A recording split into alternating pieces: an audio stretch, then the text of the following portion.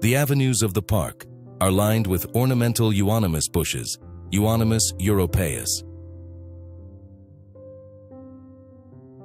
In autumn, the euonymus bushes produce bright orange or reddish-brown fruits.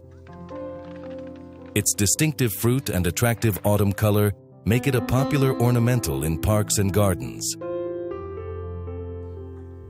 The red cascade variety grown in the UK has been recognized by the Royal Horticultural Society and has received an award for its significant contribution to horticulture.